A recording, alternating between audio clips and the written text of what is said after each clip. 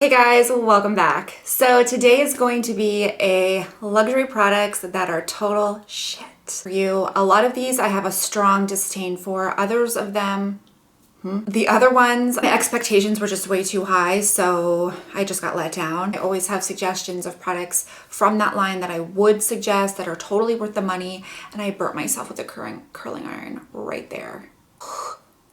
Let's start out with this guy because I don't have an alternative. I love this product, so I'm just gonna throw it in here. It's the Oribe Beach Wave and Shine Spray. If you are looking for something to add really nice shine and give you a light hold, maybe act as an alternative to dry shampoo, this is what you wanna go for because it does give you like a nice, not crispy hold, but just like a nice, you know, let me hug you for a second, hold. I don't know if all his products smell like this, but it's a little bit strong for my taste. I wish it smelled like Kerastase stuff.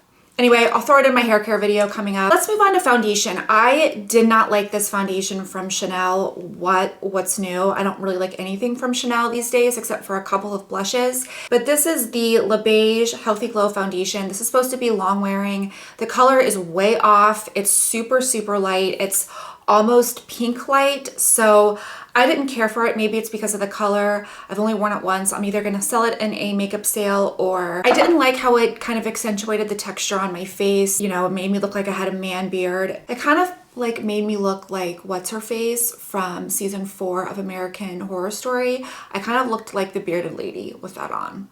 I'm not gonna lie. Not my favorite product, not a big deal because I fell in love with the new foundation. A little while back, I told you guys that I tried the new La Mer foundation. Well, it wasn't the new one. I'm such a freaking idiot. I don't know where my head was that day. I mean, I don't even know what I tried on. It might not even been La Mer, but I went in today and I got this. It'll be in my Nordstrom haul coming up next week after Thanksgiving, and I love it. It's the Soft Fluid Foundation. It is so beautiful. It leaves such a nice flawless finish, but it's matte, so it's not super, super dewy. I still have it and it might go well with mixing this. I don't know quite yet, but I think it'll go well mixing this. So was that even a coherent sentence? More into that in my haul, but I really like that foundation. The scent is a little strong. It kind of smells like this, but it goes away after, it doesn't go away right away. I will say that. I think the scent of the La Mer foundation goes away after about 20 to 30 minutes and then you're golden. Is this primer? I did not like this. I did not like this. Precious Pearl Perfector from Edward Best is supposed to mimic this of like what a pearl would look like on your face. I don't necessarily want that for my face. And it's supposed to lift. Didn't really see a lifting factor. I saw a really bright illuminating factor, but I mean, it didn't do anything else for my face except illuminate. So if that's what you want, that would be great. That's not what I want. I want to basically look like a different person. So what is actually really great from that line is the Black Sea eye serum, like reflective pinky quality. Oh, it's so pretty. I love this for on the eye. I really feel like it firms up under the eye, which is crazy because I didn't feel like that did it all. And I also liked how the reflective properties really brightened up the eye area. I mean, hands down, if you are looking for a firming eye serum, especially right before your concealer, you got to try this bad boy. I think it is totally worth it, and you get a shit ton of product. You get, I can't even read that. I feel like my mom. If you want something to really firm the face, moving from the eye to the face, the Guerlain L'Or primer is amazing. If you want something to firm and add natural radiance, the thing, I think that this is more artificial, that is more real. And I'm still standing by this bad boy, which is the 3D filler mask. If you want something to lift and to make you look like you have cheekbones, this is the guy. How much I've used. I mean, it's pretty used. I hate the packaging of this. Let's just start there. I think the packaging is, I don't know, kind of like bougie, and I don't like anything that's animal print. I like it on purses and wallets. I don't like it on shirts, and I don't like it on compacts. The Paris by Sicily or Sicily Paris, I don't know. Fido Blush Elect Pinky Coral. Okay, so here's the thing about this blush is that it is about $90 with tax if you get it from a place with tax. I love the color. I think it's such a pretty like rosy coral. It's a very different shade, but I just don't feel like it's worth $80. I mean, Tom Ford, he's so hot. He's barely worth $60 for a blush, but this is like an extra $30. So it's really not worth the money if you were wanting to find a really good high quality blush. So I was a little bit disappointed because at first I thought it was like the Hail Mary of blushes, and now I'm like, it doesn't really do anything. After that first layer washes off of like that radiance, it just kind of turns into a matte nothingness. But if you want something, if you're going to spend 90 on a blush, you might as well spend 100 and get this fantastic bronzer. It is from Sicily and it's their gel bronzer. This is beautiful. And I know on camera it always looks so warm, like, ugh, it's orange, I don't want it. It's not like that in real life, and it's not like that when you apply it on the face. I feel like my voice sounds so annoying right now. This melts into the skin. Cream, luscious cream bronzer. It is so easy to apply. It takes virtually no blending power, and it just kind of, oh, it's so gorgeous on the face. I wish that you could try it for yourself. You can get it off Beautylish, and Beautylish has 3 easy pays, so you can try it that way. It's so pretty. I'll just show you how it blends. I mean, this is a cream, this is a powder product, and it blends so easily. That's all it takes to blend onto the face with a brush. It melts into the skin. This really is gonna kill me. But the Viseart matte palette, as you can see, I have not used this in like 2 years. I have not touched this in 2 years because I've been using my Makeup Geek shadows pretty much every day. And I feel like, I don't want to say this is not worth it because the quality of it is fantastic. You get cool and warm tones, you get neutral. I mean, it's pretty much everything that you need in one matte palette. I just feel like since I've been getting more acquainted with my Makeup Geek shadows, I've been using the Lorac Pro 3 a little bit more often. If you don't get this at a discount, I don't really feel like it's worth the money because you can find shadows that are exactly the same. If you look at it and like, let's say these are like $3 a piece, $3 to $5 a piece, it's really not that bad of a deal. But since I haven't used it in forever, that should probably tell you something. Just an okay product for me at this point. I will probably come back and revisit it and maybe think differently later because I have the right to do that. I have a right to think differently. Now, I would not suggest this if you are wanting to splurge on an item. I would suggest something like one of the other products I'm talking about. So, but I'm gonna keep it. I'm not gonna sell it. Because again, I might fall in love with it next year. Who knows? Just call me Sybil. I probably will sell these. These are the Charlotte Tilbury Eyes to Memorize. So I have Marie Antoinette, which is like a taupey color, hardly used. And then Norma Jean, which I really don't like this one. This is like a light gold. I feel like when applied to the eye, they look kind of dry. Like it's kind of patchy, if you know what I mean. Creamy when you swatch it, but when I apply it, maybe it's because I have aging eyelids.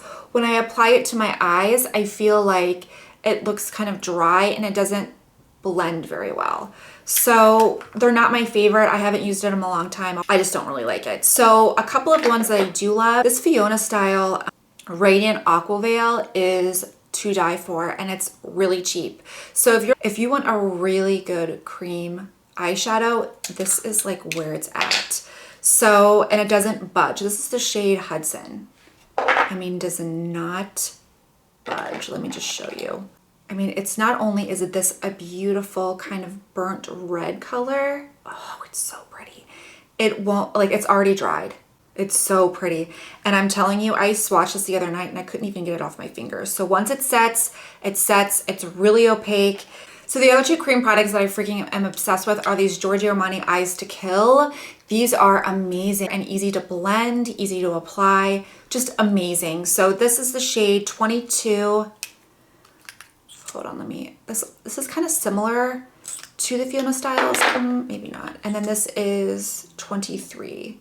23's gotta be my favorite because, you're not gonna be able to tell because I just wiped it off. Shades, not great swatches because I just wiped it off with a makeup wipe, and that's probably why. But amazing, and they're only $39. Last you forever. Let's talk a little bit about some cat buttholes. Anastasia Beverly Hills liquid lipsticks are a no-go in my book. One thing that I love about this particular line is that the liquid lipstick line has incredible colors. I mean, they have a wide variety of shades ranging from super, super nude to vampy colors. And I wish other lines kind of had the same colors as these, but I mean, you get about a good 20 seconds of wear, and then it settles into all of like your lines on your lips. It makes you feel like you're suffocating. You can't talk. I feel like your lips are stuck together. Like these in the Kat Von D, they have some incredible colors. It's just, the formulation is just off. I keep buying them because I love the colors and I feel like, hey, if I can get a video out of it, I guess it's worth it. But long term, no. But the ones that I love are these Smashbox Always On Liquid Lips. These are freaking amazing. I wish these formulas were like this, because as soon as you put it on, it's just comfortable. It's comfortable all day. They don't bleed, they don't fade, they don't crack in between your lips. I really, really like them. And I also heard that the Armani liquid lipsticks are pretty good. So I have Girl Gang, which is this one. This is the nude color that I was telling you about. This is Steppin' Out. Beautiful, perfect nude. So Steppin' Out, Girl Gang.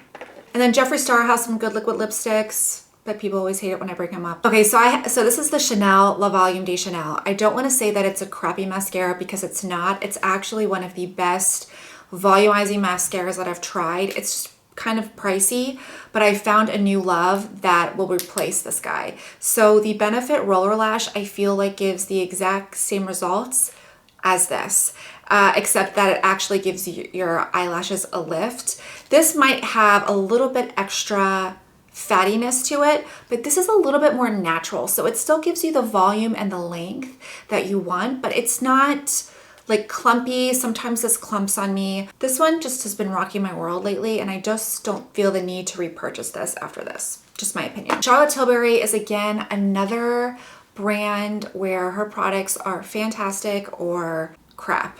So I don't like her glosses. I feel like the packaging is just not fantastic. Like, why can't the packaging be like this? Like, I think this is more expensive, and Marc Jacobs packaging is freaking bomb. This is like the best light pink color ever. And also the Natasha glosses are just fantastic. I just bought another one. This is Wood Wash. This is like more of like a neutral rose, and this is a light pink. Two of my most favorite shades of life. Let me just swatch this one for you. Oh, I mean, these are so opaque. So opaque. So that is Wood Wash, just a rose shade, and then I don't know if you're gonna be able to see this one. Of the best shades, I actually got another Marc Jacobs shade, so that's Moon Glow.